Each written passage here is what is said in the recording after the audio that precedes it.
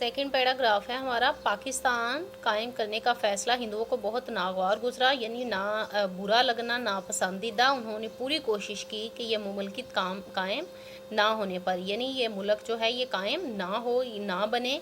इनके पास दौलत और ताकत थी, जनूबी एशिया में इनकी अक्सरियत थी, लेकिन चूँकि क़याम पाकिस्तान को बनाने का मुतालबा हक़ और इंसाफ पर मुश्तमिल था, इसलिए हुकूमत बरतानिया को मजबूर होना पड़ा और कायद-ए-आज़म मोहम्मद अली जिन्ना की पुरखलूस यानी मुखलसाना क़यादत, रहनुमाई, मुसलमानों के यकीन, इत्तेहाद और अमले पहम यानी मुसलसल काम करने की वजह से 14 अगस्त 1947 को पाकिस्तान मार्ज़ वजूद में आ गया, यानी पाकिस्तान बन गया, उसका वजूद कायम हो गया।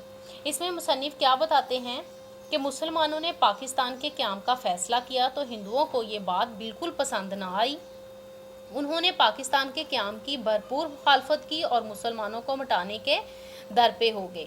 उनके पास दौलत और ताकत थी, बरसगीर में इनकी तादाद भी ज़्यादा थी, लेकिन कायद-ए-आज़म की सियासी बसीरत और बेलौस क़यादत ने हिंदुओं के नापाक इरादों को खाक में मिला दिया। पाकिस्तान के क़याम का मुतालबा हक़ व सदाकत और इंसाफ पर मबनी था, इसलिए हुकूमत बरतानिया को मजबूरन ये मुतालबा मानना पड़ा। कायद-ए-आज़म मोहम्मद अली जिन्ना की बेलौस क़यादत ने मुसलमानों को इस वक्त यकजा किया जब वो मुंतशिर और बहुत सी मुश्किलात का शिकार थे।